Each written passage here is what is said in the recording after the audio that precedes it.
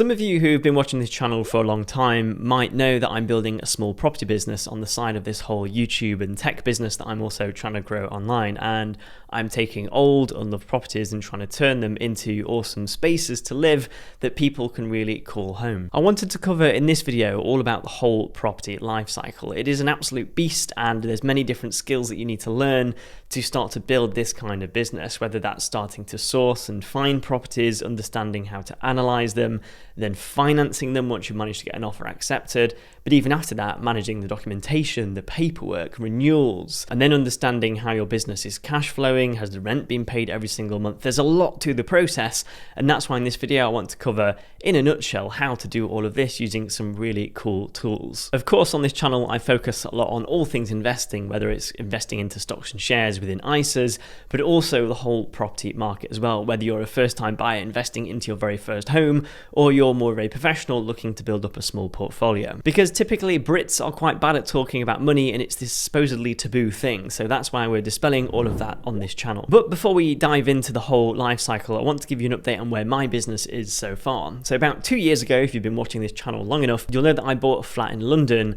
a few years ago and used a shared ownership scheme, which I then made quite a bit of money off of at the end of the process after selling it after 4 years.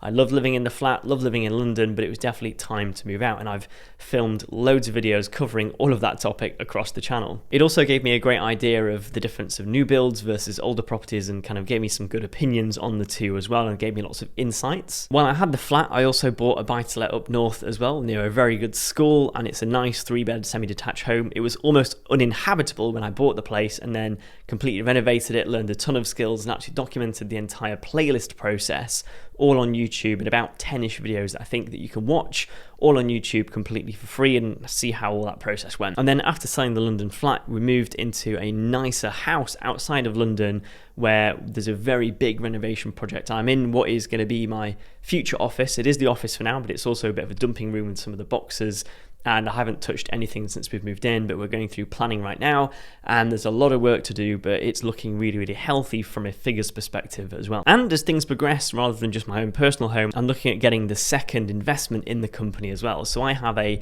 limited company structure. I've got a holding company at the top, and I have 2 subsidiaries. So one subsidiary owns all the properties, and then the second one is this online business where sponsorship money goes into ad revenue, coaching sales, course sales, all of the online income goes into that company. The profits get rolled up, and then I just loan them back down into properties. So I have a trading company that makes money, and then I have the property company that is effectively an investment vehicle. And it's quite handy because a lot of the good investors have some kind of trading business, whether that's online or whether it's physical. Luckily for me, having an online business, I have very high profit margins. So a lot of that cash just is profit, pay my taxes, goes straight up and then straight down and loaned into the property business. And it's this kind of big cycle where I don't particularly need to touch the cash in the business because I still have a full-time job, which pays for the mortgage and all of the daily living expenses. But for my next big project in the business, I'm looking at student HMOs. Now that's where you have properties where you'll buy, for example, a 3-4 bedroom house, and rather than renting out the entire house, instead you just rent it out by the room. It's a very common method, and a lot of people who've been to university will be very familiar of living in a big house share with all of your friends, and it is almost a rite of passage. But we've got this huge issue at the moment that you may or may not have seen in the news, and in towns and cities like Manchester, since the pandemic, the government allowed universities to recruit way more students and removed all of those caps. That meant that there was a massive influx of students after the pandemic was starting to calm down.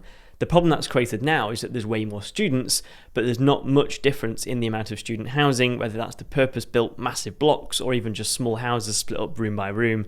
There's not enough. So you see these huge queues of students, like hundreds of students, all fighting and queuing for the one house. It's a really bad situation because there is simply not enough supply in the market. And as much as people love to villainize landlords, there are genuinely some bad ones out there, but there are a lot of good ones at the same time, and they're solving a problem. And right now you can see there's clearly not enough rooms for students.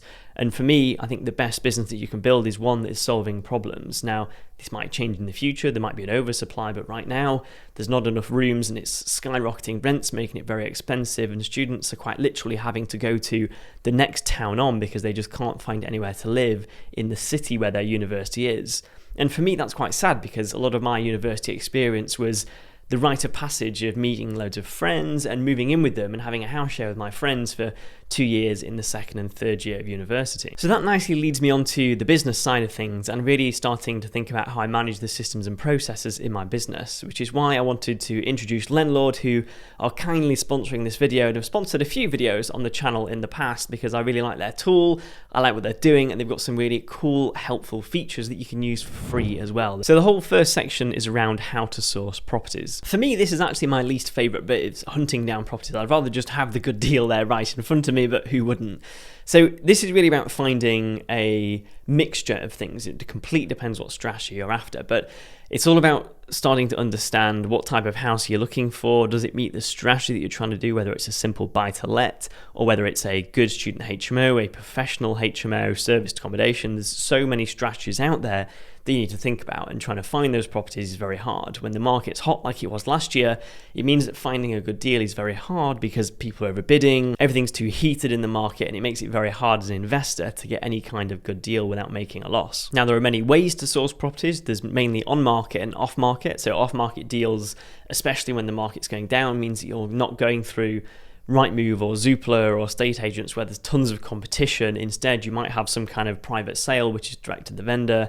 Lendlord also have a really cool sourcing feature that you can have a look at, and I'll show you how it works. Now, this is the really cool section here on Lendlord under Invest. You can look at all of the auctions currently available and online at the moment, as well as a lot of the property lists out there as well. So today I'm going to explore some of the auction lists, and you can really start to search here what price range is best for you, the type of houses that you're looking for. I'm just going to have a look at the list and show you the really cool stats that you can get. So let's look at this property in Middlesbrough. Now, this looks to be a terrace house. What's really helpful here is that on the bottom, rather than having to manually go in, search loads of different tabs to get the rental income of the area, to understand even what could the potential flip profitability be on this kind of project, Lendlord is already pulling in a lot of automated data here. It's super handy, it's super helpful, and makes this whole process really, really efficient. Now, you of course have to take a lot of this with a pinch of salt. The data is never perfect, and a lot of it is usually about 6 months behind as well. So it's really a matter of looking at this and seeing, does it work, and then beginning to spend the time to tweak the numbers.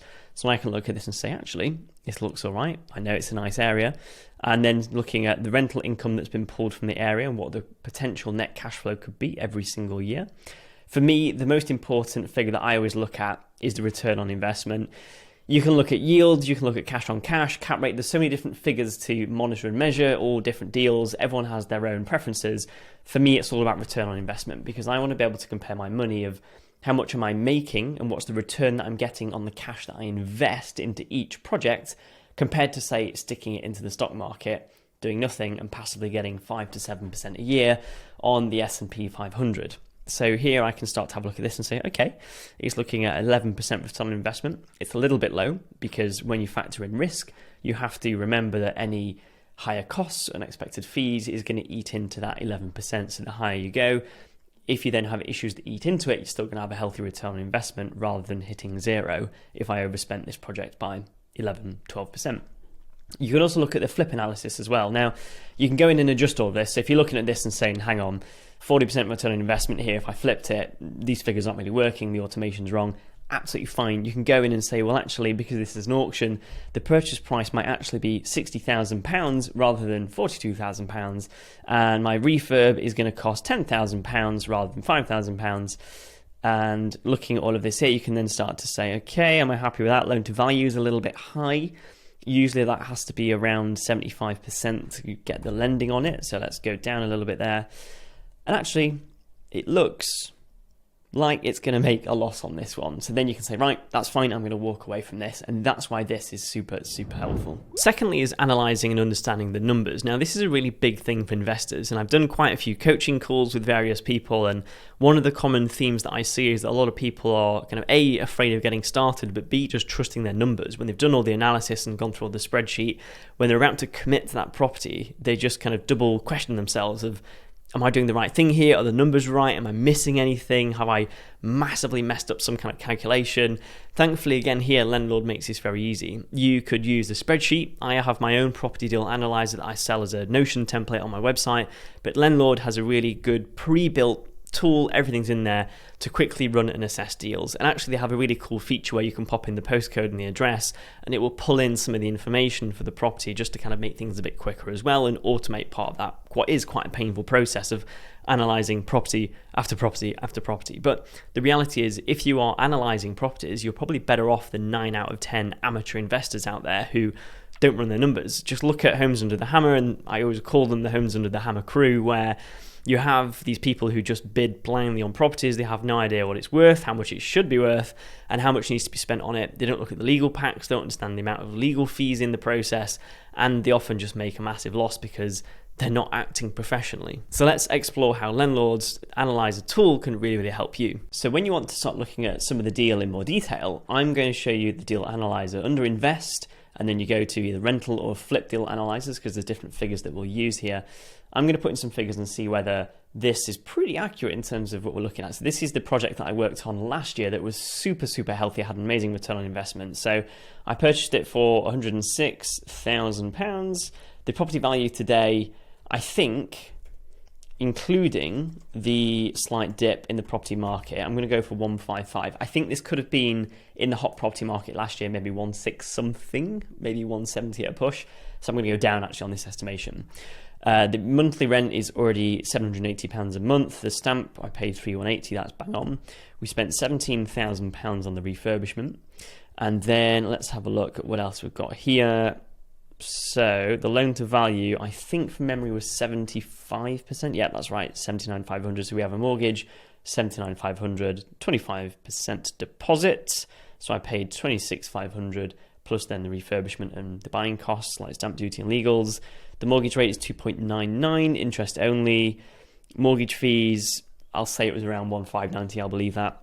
And the mortgage term is it 25 or is it 30? Let's go for 30.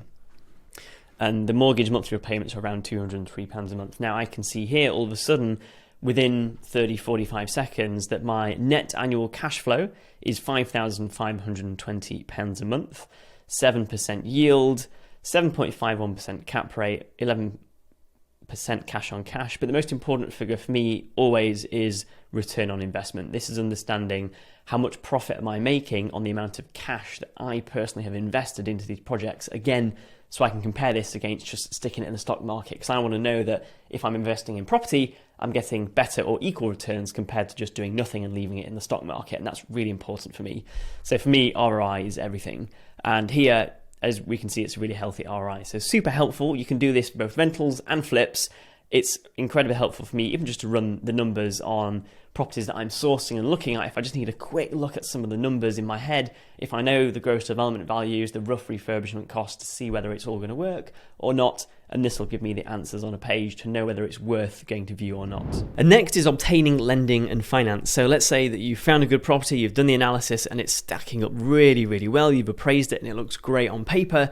You put in the offer and you've now had the awesome offer accepted. It's a really exciting moment. Now you need to fund the deal. Now this is a really capital intensive business to invest, and that's why it's called property investing, because you need that thing called money to invest, and that's what it's all about. Now, some people have cash, some people might have trading businesses that they use to fund it, which is the route I'm going through. But then most people still use lenders as well, whether that's bridging finance or whether that's normal mortgages for buy-to-lets, for example. Thankfully, when you're doing some of the deal analysis, I find it really helpful to go onto Landlord and have a look at their bridging calculator, because it's super quick and easy to get really high-level indicative rates without going too far into the process. But if you're then ready, you can then apply and go through that whole process through Landlord to get bridging finance, to get a buy-to-let mortgage and lots more, which is really, really handy and really helpful.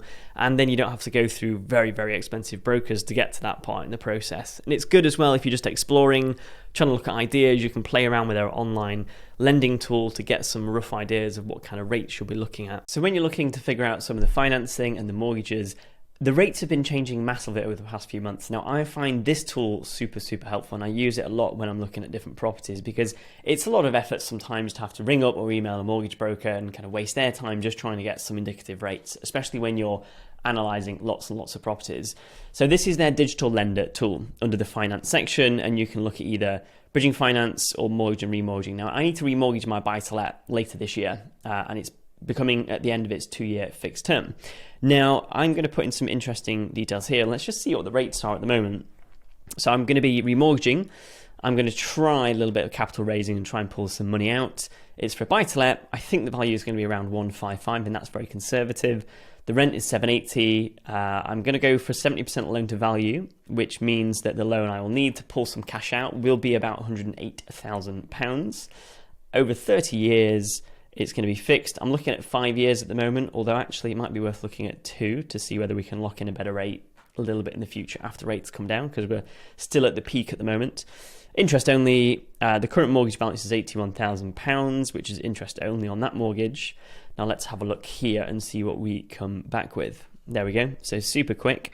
And that gives me a really good list straight away. Looking at the lender, so some lenders better than others. Sometimes you might want to shop by name. It'll then give me the all-important monthly repayment, so it'll actually understanding from a cash flow perspective how much rental profit am I going to be left with at the end of the month. The fees as well at the moment, what's very common at the time of filming this, because the interest rates are so high, what lenders are doing to keep lower interest rates is to increase the product fee. Hence why you're seeing fees here of £5,000, £4,000, £3,000 when they literally used to be £1,000 or £999 or sometimes free, because they're trying to keep the rates lower due to the bank rate being higher. But this is super helpful because I can now see what the costs are going to be over 2 years when you look at the interest repayments and then the fee on the product as well. So then I can look at the rental income and see what's going to be the right product for me and really start to do the maths on here. And then next is managing the property data and documents. So let's say you finance the property, you've got some good tenants in there. I never appreciated how easy it is to forget when to renew a safety certificate for the boiler, for example, for gas safety, or an electrical safety certificate. There's so many things you have to remember. Insuring the property every year, staying on track of the tenancy agreements, making sure that your mortgage is not going to run out on the fixed term. There's lots of dates to remember, lots of documents to manage, and often when you're speaking to new lenders, they'll want proof of bank statements and rental income and ASTs and all of this. So managing the documents and having it in one place is really going to help you. It might not be an issue when you just have one property and you're just starting out, but if you're building a small portfolio or you have a HMO with lots of different rooms, it can get very difficult very quickly. And if you don't have an efficient process, that can massively bog you down. So again, here, using Landlord's tool to allocate this to houses and rooms makes it very, very easy. So let's check out how that works. So if you're a little bit forgetful, then in the document section here under manage, where you can manage anything from your portfolio, your tenants, payment schedules, or the rental income, the documents I find quite interesting, because if you have multiple properties and a big portfolio, it is quite hard, and document management is this kind of boring thing that no one really thinks about, but it's going to be a huge hindrance to your business if you don't take it seriously. Now on here, under the different properties, each property that you list within the platform, you can then upload everything from the purchase agreement, memorandum of sale, certificates, EPC, the electrical safety, which is the EICR, floor plans, insurance, building regs, planning permissions, the AST for the tenant. Whatever it is, you can pop it into this platform here. Then that means that you'll begin to know as well if you need renewals, if you need to manage some documents, to change things, update things, or if you just need to go in and grab it. This is going to be the central location to go and get all of those important documents. And lastly is the best and most important bit, which is tracking the rent collection and understanding the cash flow in your business. Now, there are two parts of this. One is, has the rent come in? Has it been paid? Do I have any warnings if the rent's been missed all of a sudden, to get straight onto the process to collect any arrears?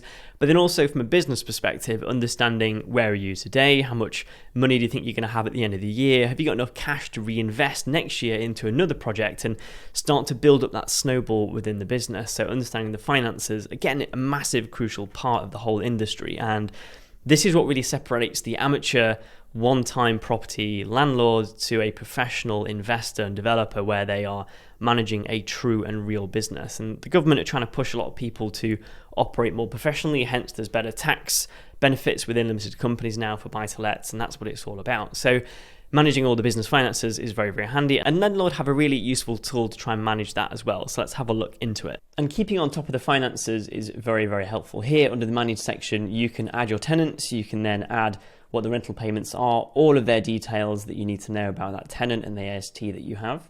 And then you can go to the payment schedule and start to actually apply the rental payments to what you've set up here. Now, I can see that I'm expecting £780. It's from that tenant for a certain property. And I'm just giving these general names, but you can give every property its own address so that everything is easily trackable. The best bit is that you can then link your bank account to all of this using open banking.